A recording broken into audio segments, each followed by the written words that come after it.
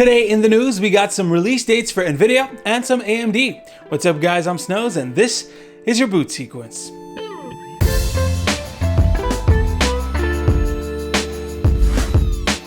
Let's get started with Nvidia.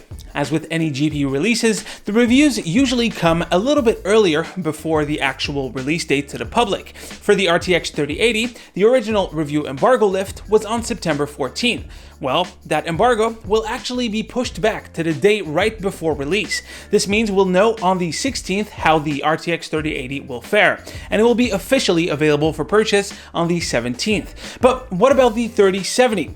All Nvidia told us was that this sweet spot GPU would be available in October. Well, thanks to a Nvidia forum post, we now know that the card will be released dead in the center of October on the 15th.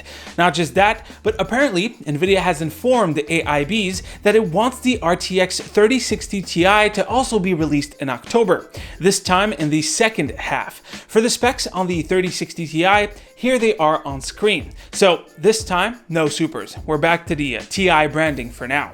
This means Nvidia will have released 4 cards before AMD even starts talking about their next generation of GPUs. With their prices being fairly adequate for the rumored performance, I wonder how many people will make the instant purchase after the reviews roll in. I mean, if AMD reveals RDNA 2 in its entirety on the 28th of October with the rumored RX 67, 68, and 6900s, and we give it the usual 2 to 3 weeks between launch announcement and the actual release date to the public, that means those GPUs won't be available until about mid-November. That's pretty far away. Speaking of these AMD GPUs, not much concrete information has surfaced since, but we do have a tiny nugget. An undefined AMD Radeon GPU has been spotted getting benchmarked on Ashes of the Singularity. This information comes from Tom Apisak over on Twitter and features the crazy 4K benchmark of the game with the Navi GPU and a 9900K. Looking at the scores only, this card would provide up to a modest 20% increase over the 5700 XT, landing it right in the vicinity of a basic reference 2080 Ti and well under any kind of overclocked or AIB models. Oof, that doesn't bode well for RDNA 2, or does it?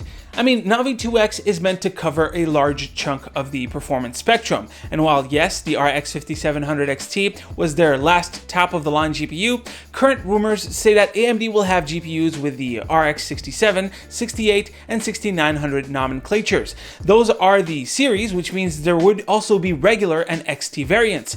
Not only that, but according to Rogame on Twitter, which leaked this information ages ago, Navi 1X or Navi 10 would also come back this generation with refreshes. So this could be either a refresh of the 5700 XT with a performance boost thanks to the refined process node, or it could be what people are referring to as Navi 22 or 23. In any case, that specific benchmark is not super impressive, placing itself in what I would consider RTX 3060 Ti territory. If we look at Big Navi, there are no benchmarks. There is nothing but undisclosed sources talking to news outlets.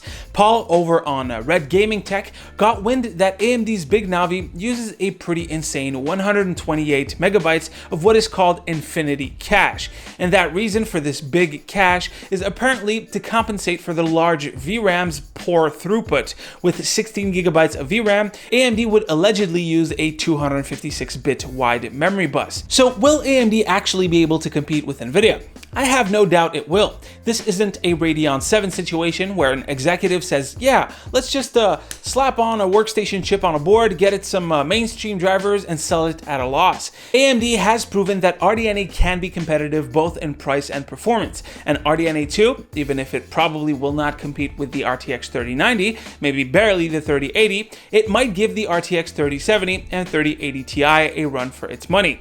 Word on the street is that RDNA 2 has much higher clock speeds and is a lot more efficient than Ampere in terms of performance per watt. As for the price, I reported last week that $549 could be a price point for some of the high-end models, but that is based on these undisclosed sources at AIBs.